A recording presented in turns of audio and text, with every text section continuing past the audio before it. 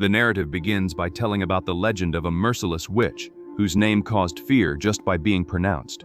It is said that she lives on the border between the world of the living and the world of the dead, receiving children brought by her faithful servants called nabs, creatures with human and bird parts.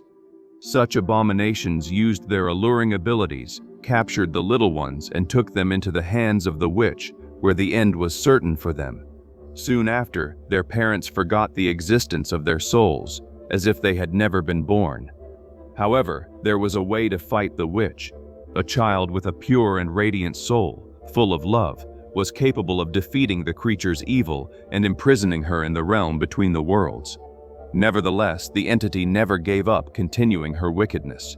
The witch persisted in finding someone whose existence would be the key to her freedom, a being fed by bad feelings who, once possessing a pure soul, would later come to have a dark heart. That would be the portal for her existence in the world of the living. Dozens of years pass, and the legend of the witch was forgotten, becoming only a tale to frighten children, and many gave her the name Baba Yaga. The scene changes, and somewhere in Russia, we see a young teenager named Luke who is walking down a dark street. Right ahead of him, his mother appears. She invites him home and states that he will help her in her return. The boy becomes confused, and suddenly, the woman changes her voice to a screaming and monstrous tone. A light appears behind him, forcing him to wake from the nightmare. Luke, startled by the terrifying dream, rises from the bed, and Julia, his stepmother, questions why he screamed while sleeping. He does not like her, as his mother's death is still too recent for him to adapt to a new maternal figure. Julia approaches the headboard and notices a book of tales, by coincidence, with the story of the witch. For Julia, this reading is what causes the boy's nightmares, and she advises him to stop reading the book. Julia has a baby, and upon hearing the crying, goes to see it, while Luke reflects on the new life he is having. The family recently moved to a new city, aiming to start a new story. A few minutes later, Luke goes to the living room, where he sees his father, Mark, installing some surveillance cameras around the house to monitor the caregiver who would come to take care of them while they worked. Luke questions the reason for hiring someone, since Julia does not work. Mark asks for understanding, saying that the reinforcement is to help her at home, and asks him to respect his new mother. This phrase confronts him, and the boy states that he does not consider the woman his mother. Then, he leaves the room. When he goes to say goodbye to his little sister, whom he loves very much, there is a power failure, and Julia receives a small shock from the hand mixer. The moment is brief, and shortly after, everything returns to normal. In the next scene, we see Dasha checking information about her music class on her voice device. Then, 3 teenagers confront her on the street for behaving differently from the others, communicating alone instead of talking with classmates. Upset with Anton, Dasha kicks the boy, and he throws her phone. The device is picked up by Luke, the girl's neighbor, who soon returns it to Dasha. Then, he is confronted by the teenager Anton, who asks where the newcomer got the idea that he could interrupt him. Anton soon punches and knocks Luke down, but is stopped by Dasha from continuing the aggression, while a teacher warns everyone that classes were about to begin. Meanwhile, at home, Julia prepares a little outfit for her daughter. She is happy with the life and family she has, something she never imagined she would have. A few hours later, at the end of classes, Luke runs and approaches Dasha, wanting to start a stronger friendship. Dasha tells the boy that she would have handled the situation, as she carries an electric taser with her. At that moment, the girl's mother, Mrs. Olga, calls her, scolding her for being close to boys, and states that she does not want to see her involved in flirting. Minutes later, at home, Luke, before entering his room, hears something coming from the baby's room. When he goes to check, he finds his little sister sitting alone in the armchair. Suddenly, the caregiver introduces herself to him as Tatiana and confronts the boy, saying that the baby could not be alone in the chair. The boy says it was not him, and his mother arrives shortly after, seeing the scene and believing that Luke put his sister Laya in a dangerous place. Luke does not accept the accusations and leaves, insulting the nanny. Julia laments the boy's rudeness, but Tatiana states that there is always a way to bring children closer to her. Later, Luke is in his room, admiring his new friend Dasha, and saves the girl's contact. Then, he looks at the nanny, but Tatiana leaves his field of vision and suddenly appears at the door, confronting him for spying on people. She acts rudely to correct the boy's attitude and, holding him by the shoulder, states that he may discover many things, but only if he reaches adulthood. At this moment, Mark arrives home and meets the new nanny, Tatiana, a beautiful woman who at first glance attracts the man's attention. Luke watches everything carefully, but noticing the strangeness of the nanny, closes his bedroom door. At another moment, we see father and son practicing sports, and Luke questions his father about Tatiana's different behavior. Mark responds rudely and says that in that house, he makes the decisions, not his son's assumptions. Seeing that Luke still harbored feelings of frustration over his mother's loss, and now was bothered by women trying to take her place, Mark insists on asking his son to move on, just like he did, and live a harmonious and happy life with those who are by his side. Even with the advice, Luke throws the ball furiously out of the court, and it falls at the feet of a nature photographer. The man named Martin picks up the ball and soon returns it, but looks strangely at the boy before leaving and entering the forest next to the park. Later, already at night, Luke receives a notification from the surveillance camera coming from his little sister's room. He sees the woman standing in front of the crib and, curious, goes to check. Arriving at the room, he finds no one, only Leah lying peacefully. However, when he looks at his phone, he notices that there is a person sitting in the armchair beside it, but she is not visible to human eyes. Luke becomes intrigued by the scene and, to confirm who the apparition would be, takes the device and approaches the chair. At that moment, his sister cries, and he sees a terrifying hand rising beside the crib. Suddenly, Tatiana, with her face partially transformed into a bird, frightens him. Terrified, Luke returns to his room. He hears heavy footsteps and decides to look under the door. Then he observes the legs of a woman, but one of them is a metal rod. He steps away from the door, and shortly after, it is opened by something hidden in the darkness. Fearing that someone was going to attack him, Luke throws the basketball and hits something. When he goes out to check, he discovers that he injured Julia's nose. Luke tells his father what he witnessed, but Mark questions him, since in the recordings, nothing strange happened. Only the boy appeared in the room with his sister. His father does not believe the account, which irritates the boy, who states that his mother would have believed him. Mark, tired of his son's actions and attitudes, asks once and for all that he behave properly, forget his deceased mother, and live in the present with the people who are by his side to take care of him.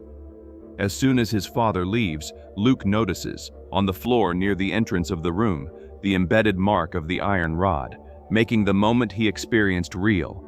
The next day, Luke meets Dasha, wanting to create a bond of friendship, something more common and routine, but the girl continues to move away at her mother's request.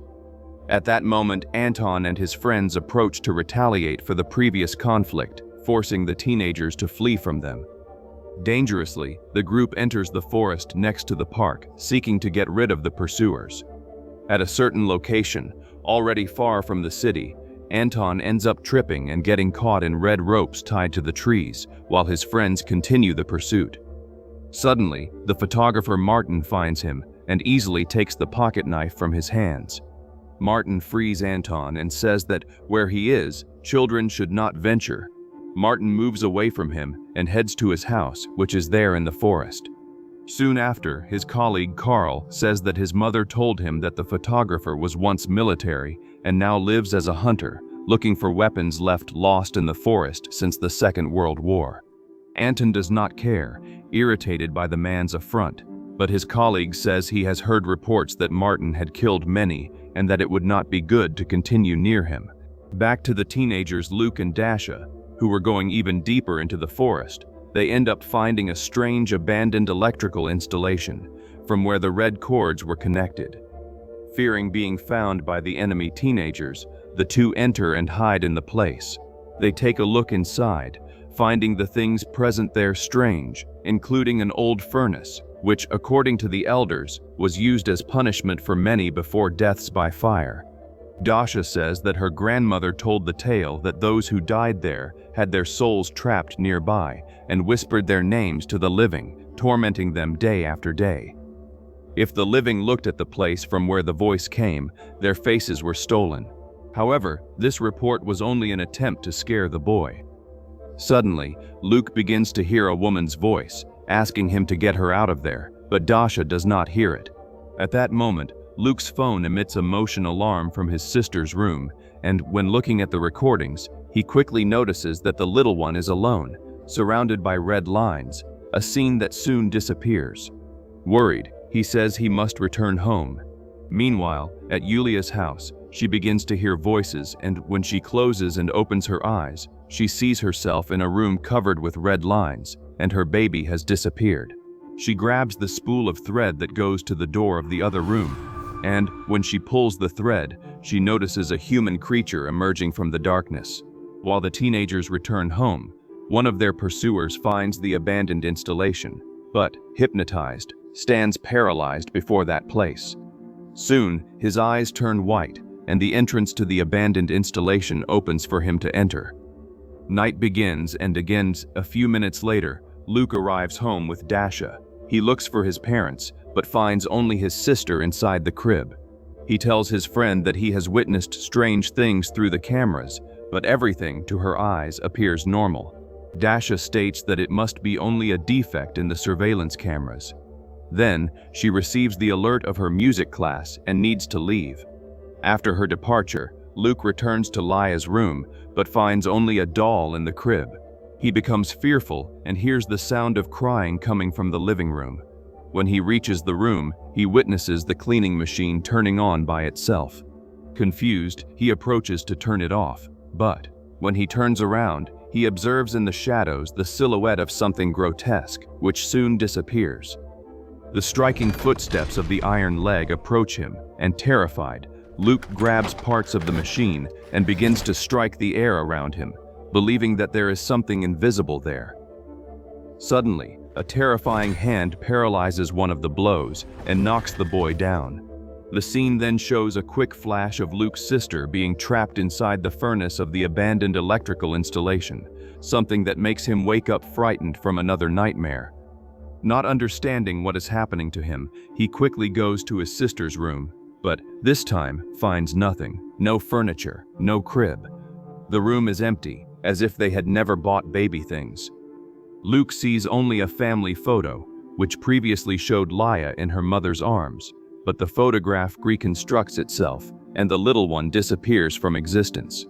He goes to the living room and sees his father and stepmother sitting, oblivious to the daughter's disappearance. Luke speaks with both and talks about his sister, but his parents do not know what he is talking about, as they claim to have only him.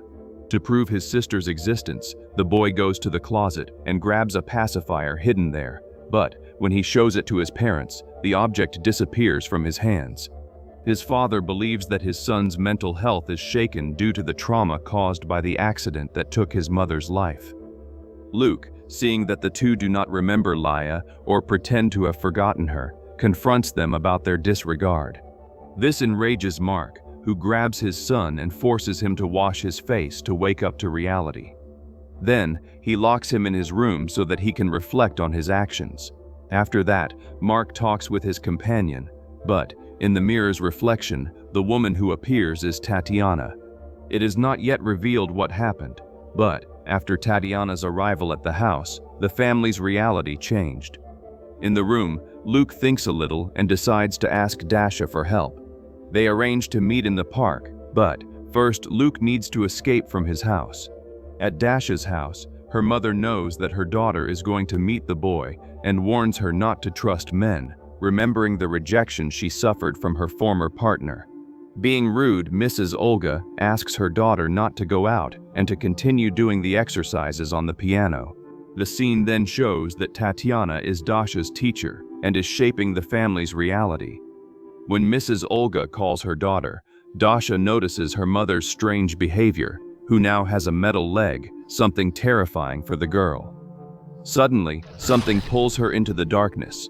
At that moment, Luke manages to leave home using cloths as an improvised rope, while his parents live a tense moment in which Mark acts harshly when Julia tries to open the door to see how the boy is. A few minutes later, Luke sees Dasha moving away from the park, and when he reaches her, discovers that she is strange, as if in a trance. She pushes him and continues moving forward. Luke, noticing that his friend is acting strangely, stops her from continuing and hears the girl say that someone is coming back. Luke shouts and manages to wake her from the hypnosis, stating that things have been strange since the nanny Tatiana arrived in the neighborhood. He also states that the woman took his sister. Then, Anton and Carl interrupt the meeting and take the two to the forest, to the hunter's house. Threatening the pair, Anton forces Luke to enter to see if there is anyone. Luke furtively enters through the window and checks if there is anyone present. The environment gives the boy chills, but courageously he continues observing the corners of the house. A few minutes later, he opens the door and calls the others to enter. He takes them to see the man's mural, and they realize that Martin had been photographing everyone. Carl is outside when he sees Martin approaching, and without thinking twice, runs away in fear, without warning his colleagues. In the house, there is a portrait of a woman that draws the boy's attention, the strange nanny and teacher Tatiana. Upon hearing footsteps outside, the group hides. Martin enters and realizes that there are teenagers inside his residence. Soon, with an axe, he begins to search for the intruders. He finds Dasha first and frightens her, but the other two draw his attention, giving Dasha the chance to use the taser and knock the man out. After some time, Martin wakes up tied and is soon confronted by the teenagers, who demand to know who the woman in the portrait is. Martin reveals that the woman is his wife, but that she disappeared and was considered dead after spending many days searching for their daughter, who had mysteriously disappeared. He says that, for many years, children have disappeared without explanation, and their parents stop remembering them. Luke asks what he knows about these events, and Martin tells about his past life. He says that, on a certain day, he woke up reflecting with himself, having the feeling of having lost something valuable, but without knowing what it was. However, a small luminous object made him remember. For years, he searched for his daughter in the forest, but only encountered the red lines, which had no fixed direction. Martin also says that when someone disappeared, the neighborhood lights flickered as if there were a short circuit. Since then, he decided to follow the children and record their existences in the world. However, when one of them suddenly disappeared, the photographic record of their existence was inexplicably erased, and no one else remembered them. Luke asks who could be kidnapping the youngest, and Martin says that the children follow those who gain their trust, like the caregiver Tatiana. Martin reveals that the woman the boys saw is no longer his wife. Observing the forest map, Luke questions about an abandoned installation, and Martin reveals that they will find nothing there. Curiously, the boys do not believe it and go to the place. Sometime later, Martin tries to free himself from the bindings when, unexpectedly, the lights fail and the window is broken by something invisible. When he frees himself and goes to touch the outlets, a light reflects on the wall the shadow of a woman, but there is no one there. Suddenly, the shadow grabs the man's arm, causing him pain, and throws him against the wall. Luckily, Martin pulls the wires and turns off the light, ending the attack. However, the creature with the metal leg emerges from the darkness and attacks him. Back inside the forest, the group of teenagers returns to the abandoned electrical installation and quickly goes to the furnace, which has a dark bottom, causing fear and suspicion that it is only the entrance to an even darker place. Luke enters to check the compartment and, at the end, finds a passage blocked by cables and red wires. He forces the opening and ends up being sucked to another place. Dasha enters upon hearing a noise and, at the end of the furnace, sees what appears to be a radiant light. Soon after, she is also sucked in. Anton, hearing the entrance door move abruptly, decides to go along with his colleague, and then the compartment is closed. At that moment, in Mark's house, he is being guided by Tatiana's advice, who shows herself to be a woman with malicious objectives. She deceives the man's mind and forces him to punish his son when he returns. Returning to the teenagers, they regain consciousness and find themselves in the same place, but this time everything is different. There are dozens of children's toys scattered around. Without knowing exactly what happened, the trio leaves the place and begins the journey back home. Anton insults Luke for having taken them to a disturbing place, believing that he has an imaginary sister. The phrase leaves the boy irritated, and he goes to attack the oppressor. The fight is brief, and Anton leaves, leaving Luke alone. As soon as the two move away, Luke notices that the photograph once again presents his little sister, which leaves him confused. He then follows a trail of red lines and comes across old and destroyed dolls, which still echo children's cries. At Dash's house, when she calls for her mother, she realizes that she is not there. The same happens with Anton, who at his grandmother's establishment finds no one. Back at Luke's residence, he goes to his sister's room, but sees only Julia. However, she passes through him, as if he did not exist in that plane. Meanwhile, in reality, Julia is in Leah's room, and when she goes to see what her companion was doing, she realizes that he pierced the wall with hundreds of holes, acting compulsively, without stopping drilling. Back to the plane where the teenagers are, Dasha hears noises coming from inside the piano. When she goes to open it to check the strange sound, she does not notice when the painting of a woman moves. The painting soon disappears from the frame, causing a crash that draws the girl's attention. When she tries to see what happened, she is surprised by the painting that materializes behind her.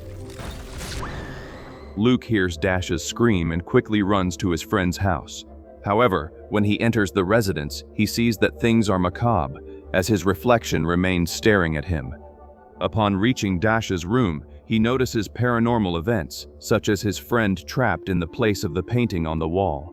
Suddenly, the robotic woman appears and tries to attack the boy, but knowing that it is the representation of Dasha's technology, he breaks his friend's phone, causing the obliteration of the creature and freeing Dasha from the frame. Then, they realize that they are not in the real world, and Luke states that he knows something about his mother. In Anton's grandmother's warehouse, he begins to feel as if someone is there with him. Suddenly, fruits are thrown at him, and a voice says that everyone forgot them. Suddenly, the coat on the hanger comes to life and drags him away. Back in the forest, Luke and Dasha return to Martin's house, seeking to find some clue. Near the bed, they find one of Laya's socks and, looking under the furniture, they come across a young girl with whitened eyes, who smells the two of them. Luke hears his sister's lament and soon finds her under the bed. The young girl says that the baby cried loudly in the witch's lair, so she hid her there. At that moment, she reveals the existence of the creature so feared in legends and book tales, Baba Yaga. Then, the girl, named Saya, says that the witch cannot leave her den, but has creatures called navs, who take children to her. These beings have the power to smell the lived memories and wish to destroy their remnants so that everyone is forgotten. The reason for the eyes being whitened reveals the degree of forgetfulness, and just like Saya, Luke's and Dasha's eyes begin to become faded. Seeing the danger of staying there, Dasha asks that they return home before they are forgotten. However, the white-eyed girl asks that they not leave, for the navs would capture them and take them to the witch. A few minutes later, one of the creatures enters the house looking for victims. The teenagers are hiding under the bed, believing that the cloth that covers them also hides their smell. However, the baby's crying can be heard, and to save the new friends, Saya leaves the hiding place and begins to bang on a coffee kettle.